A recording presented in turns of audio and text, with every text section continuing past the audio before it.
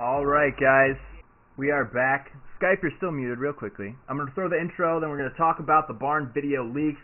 That's what's up. If you guys haven't seen the video, it's basically what it sounds like. It's some kid in a barn with like a VHS tape. He puts it into a TV and shaky cams, like the whole video. But we did get a way cooler one today, and again, I feel like such a horrible pimp.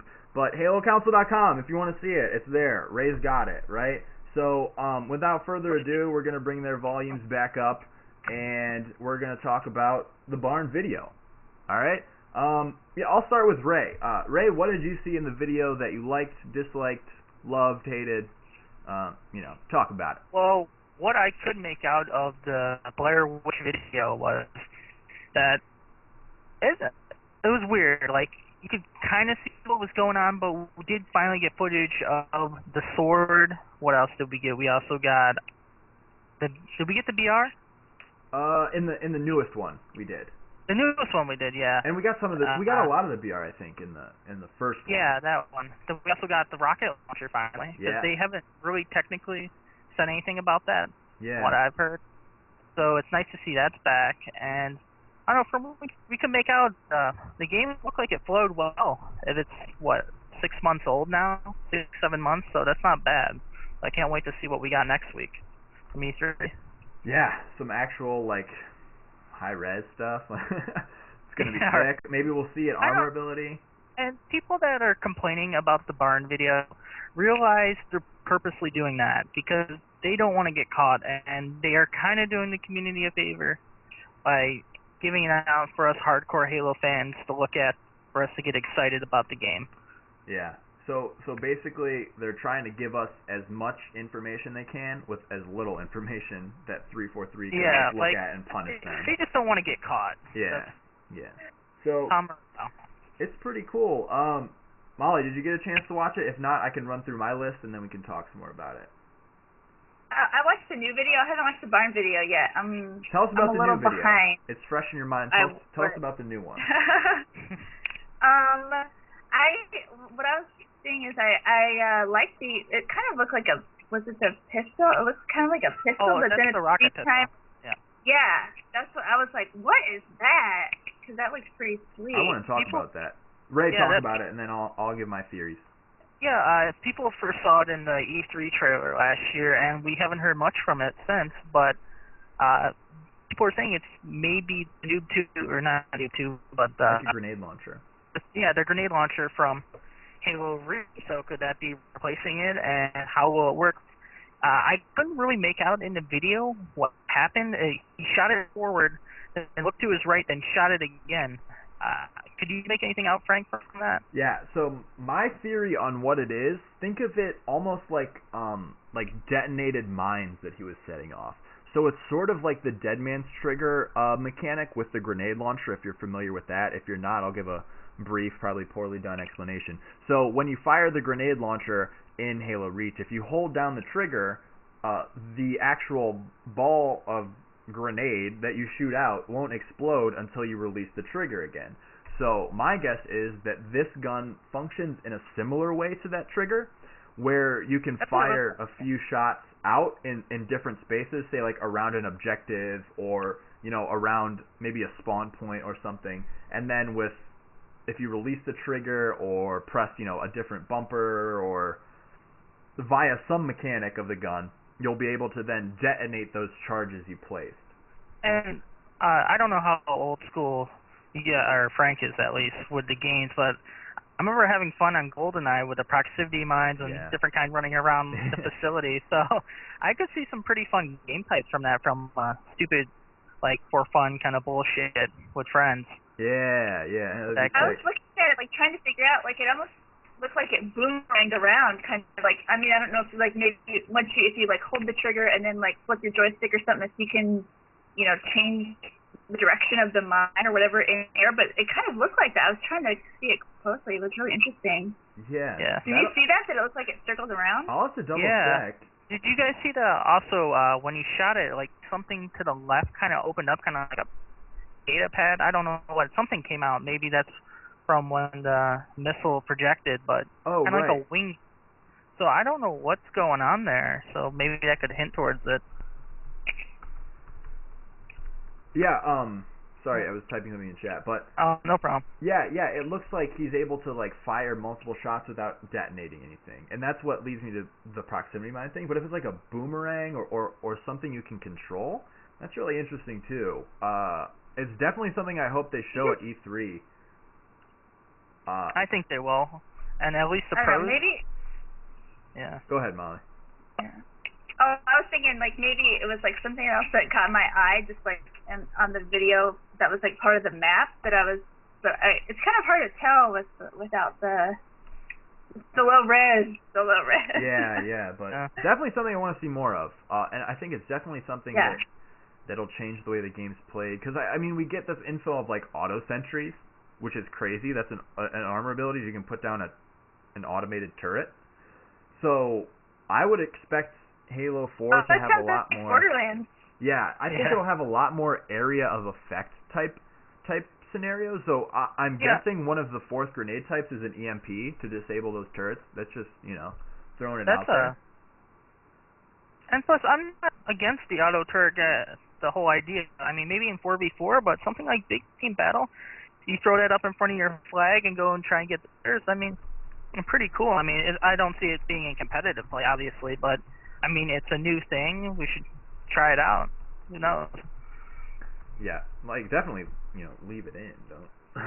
Yeah. Don't be like, oh, concussion rifle? I don't know what that is. Take it out. Yeah.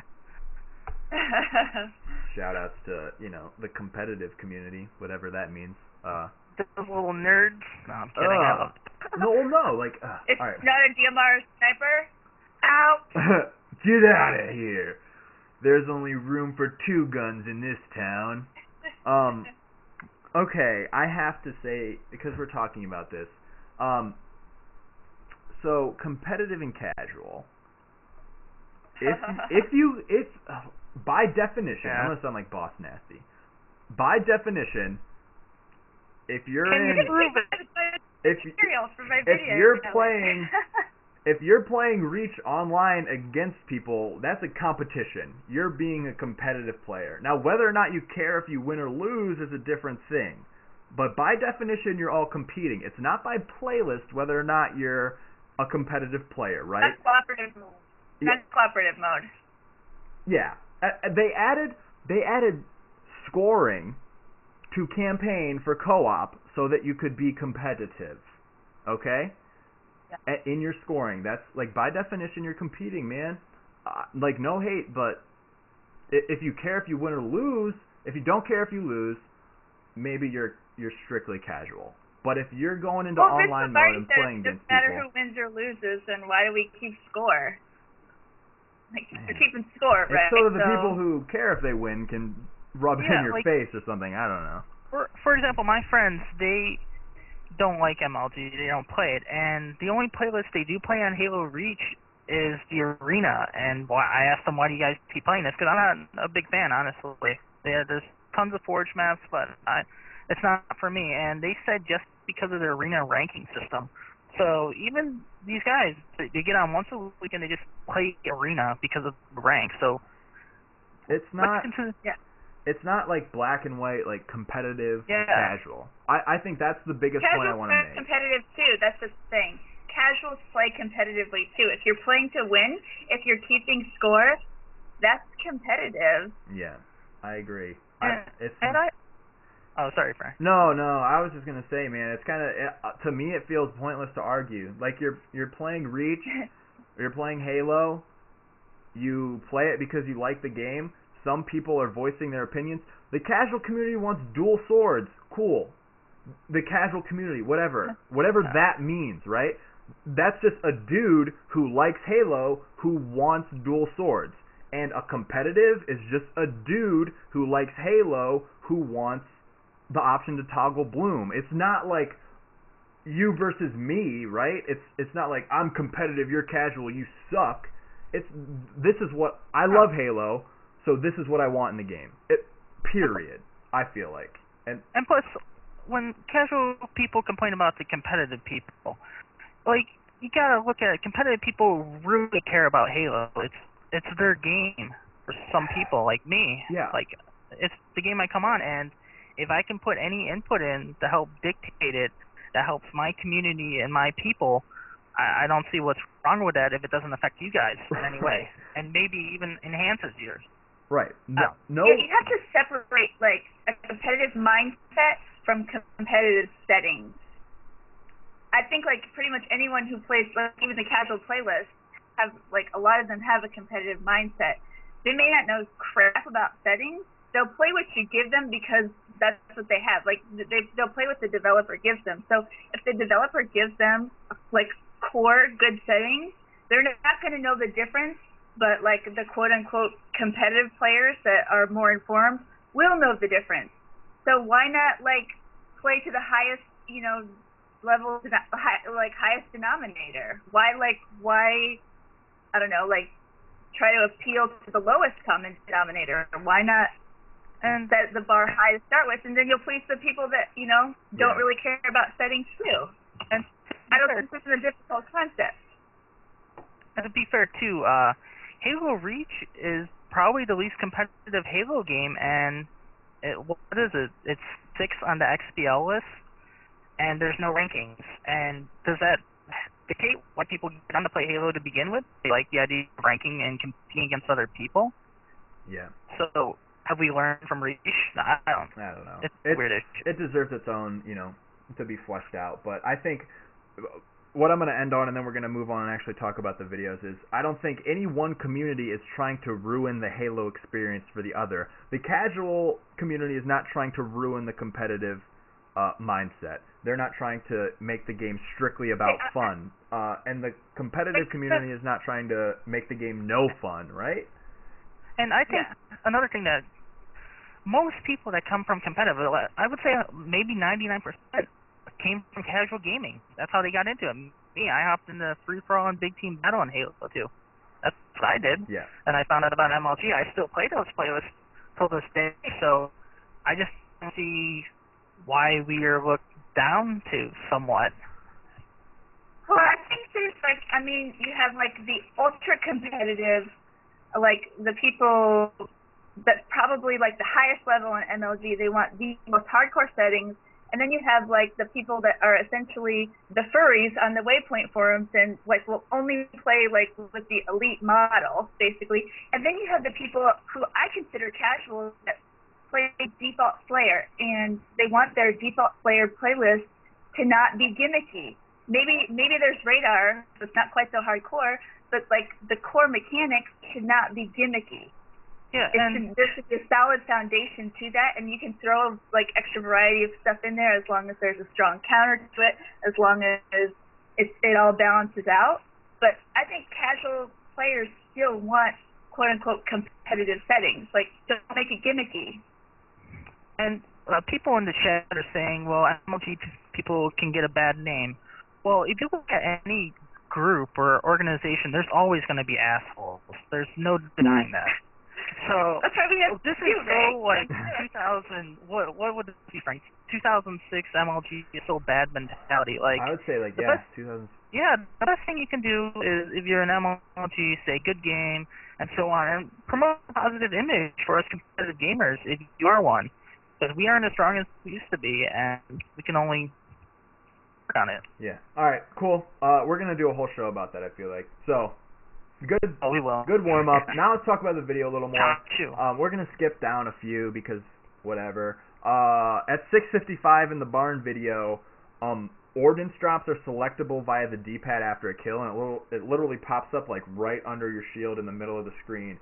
And what the player did in the video was he ran to a specific weapon spawn point that he wanted to pick. I think it was the railgun or the rockets, and No, it was rail, because he was holding the rockets at the time. But he went over to the spot where that weapon drops, and then he called in his ordnance that he earned from, I think, 5 kills from getting a killing spree, basically.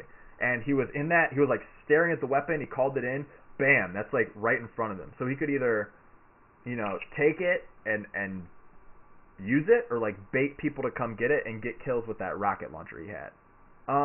And Ray, what do you think about it? It's not really new. Louis Wu said that when he went to that New York event, so... Yeah, we've known about it for a while. Yeah, I'm trying to, like, imagine playing it, but it's really hard, but I'll give it a chance. It's new to Halo. It's very different from classic Halo. Yeah. So I'm not sure what to think yet.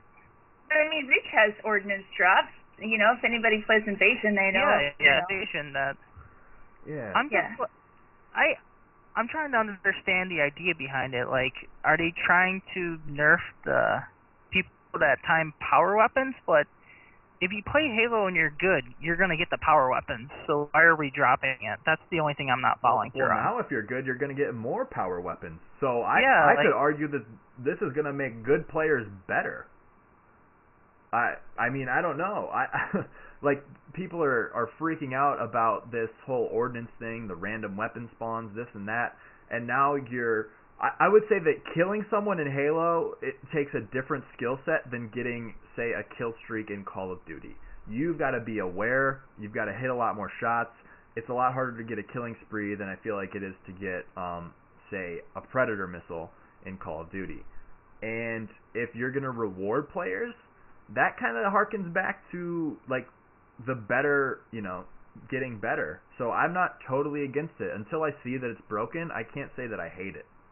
Yeah, and we have So was it like they earned it? Did it feel like they earned the ordnance and then it was going to drop at a certain time once they got there, or that he had to get to the point and then he could call in the drop once he got to that point? Yeah, so he earned basically this ordnance drop, and it appeared as like left on the D-pad, down on the D-pad, right on the D-pad with 3 different weapons. So he wanted, I think, the railgun. Don't quote me. He wanted a certain weapon. So he went to that ordnance drop, that area where it would drop down, and when he was standing literally right next to it, he calls it in and it drops right in front of him. And I think he baits maybe 1 kill and then picks it up and runs from it, like runs away with it. I wonder, does it appear like you can earn the ordnance and then the different, you'll have different weapons at different points, so depending on what point you want to try and get to, you could call that weapon, or like you get to that point and then you could call whichever weapon you wanted at that specific point. Does that make sense? Yeah, I get the difference you're distinguishing, and it's hard to tell by the video. So it could be like, it was like he had 15 seconds to pick a weapon, and if he didn't pick, it'd be, you know, maybe random or something. And he sort of timed it so that he was standing at a certain point right when he pressed it, whereas he could have pressed it sooner and then had to wait 15 seconds, if that makes sense. Yeah. Well, I was just trying to figure out if there's 3 different ordnance drop points on the map, like one has railgun, one has rockets, one has whatever, like this new grenade launcher gun, and if you could get to any one of those ordnance points, you could get the weapon from that point, or does each point drop all the different weapons and you could pick? It looked like it was just one that dropped for him, because it was like he earned it, so he picked like the one weapon. But it is very hard to tell because of how blurry it was. But I know he was standing right in front of it. The image of the 3 selections disappeared, and the weapon appeared right in front of him. I know that. So, I mean, whatever we can decipher from that. So it's interesting, right? We don't know everything about it. I have a feeling this will be talked about at E3. It will. That's something that's got I want to see like a good video about it. That seems like your Black Ops 2's over there? Look what we got, bro. Dropping shit from the air. Let's do it. So, yeah, it'll probably get fleshed out. Basically, I mean, if you earn it and you can predict when and where it will be, then that can be competitive. Yeah, I agree. And plus, I want to argue it's not even from Call of Duty, because if you played a Halo 2 campaign and you got on that Earth level, they dropped down elites and pods, dropping some knowledge. They dropped weapons too, dude. They did. Like, I mean, it's hard to say. Oh, it's easy to say. Oh, Call of Duty, because that's the big one right now. That's the giant in the industry right now. But it's been done. Yeah. People forget man. Halo was one of the first to do stats. They did theater for console gaming. They were one of the first for that too. So yeah, and a map editor. Well, I mean, one of the big map editors. Far Cry did it, and you can get nitty gritty, but they made it pretty household. It gets old at this point. We just have to play it. Yeah, It's it's not like one thing. It's not like it feels like Halo. Damn it! It's probably gonna be a sick game. Judging Yeah. by the video, what I watched, it looks like it's gonna be a sick game. I don't care. Like, throw what you think Halo should be out the window. Throw what you think Call of Duty is out the window. If this is your first time seeing this game, you're gonna be pumped. You're gonna be absolutely pumped. And like, yeah, and that's how I kind of feel, right? I can kind of, I try to throw out, you know, the notions of what I think Halo should be, like the Halo 1 sort of archetype, and then what I see in Call of Duty, and look at this on its own. It looks fun. It looks solid. It looks like it could be a great competitive game. And the problem is, it seems like the people that bitch, they're never going to be happy, because if they don't add certain stuff, then it's Halo Reach 1.5 bullshit. Yeah, so, you're right. Guys, oh, God, are you right. Guys want. So, like, you either want shit or you don't want shit. Make up your mind. Just let me have Halo. And you have to find a balance. I mean, like, veteran Halo players that have in their mind what they think Halo should be, it's like they have to recognize that unless the game is evolving, they're not going to be selling copies, and then they won't be producing more of them. Do you want the game to continue on, maybe not in the exact form that you want it to be, or do you want it to die? Take your pick. Yeah. I mean, yeah, it's kind of like, I mean, there's like this meme basically like, oh, adapt. And to an extent, it's true. And I know it's like in regards to armor abilities and bloom and all this stuff, which, I mean, it was implemented poorly. Like, what more do you want us to say about it, right? 343 saw that and took it out. They saw that it within, you know, Halo Reach, it was broken. That it probably deserved to have an option to be turned off or turned down to 85%. So they did that. They understand game design a little better, I would say, than the Bungie team, or have a little more focus, a little more direction. And I respect what Bungie did, but 343 has seen more community based by far than Bungie has. Oh, hell yeah. For me, at least. In like the last 6 months, like Frankie's dropping tidbits on NeoGAF, Ellis is responding to fans on Twitter, and BS Angels stuff on Twitter too. I mean, this, we're good. Here's what it feels like to me. Like back in Bungie and with everything else, it felt like they thought they were better than all their communities, right? They were the right ones. They were doing it right. You guys, okay, there's your opinion. Sorry, we don't care about it. Like, thanks for trying to convince us. We're gonna do it our way. Whereas 343's like, you know what? You guys are right about Bloom. You've made some good arguments. Let's interact. Let's go back and forth. Like, they seem to embrace the community and want the community there. Whereas, like, Bungie, it felt like, you're our community. We already have you. Like, we have you by the gonads. You're going to buy our game no matter what. We're going to do it our way. Deal with it. And it just feels like a more, I don't know how to, like, it feels more warm and fuzzy with 343. It feels like they care a little more. I have more faith in Frankie. I really do. I mean, he's the one that came out and said, you know, when they released that letter, when they implemented Zero and gametypes, he flat out said, he's like the original Halo man. So I have faith in Frankie. He's so let me down. And the thing that people don't think is 343 made Columbus what it was with their game types and maps. Yeah. Even though Penn was pretty shitty, but that I think was more on our part than theirs for the map at least. But they did make that event for us and did give us a good boost then. Yeah, they for anyone unfamiliar, 343 stepped up and gave Killer KC the codes required to add all the DLC anniversary maps to the Xboxes so they could be played at Columbus. So Yeah, if you that think was Frankie and Alice. Yeah, so if you think they don't care or that, you know, they're gonna just abandon you after the game or something, you're silly. Yeah, and to go off on that, props to Lennox, because he put all that crap on the hard drive for in like 2 Albany, days straight. they like sat in a warehouse in Albany and like asked for volunteers to show up to help them put codes into Xboxes to download DLC. So, and shout outs, you know, everyone basically made it work, so it was awesome.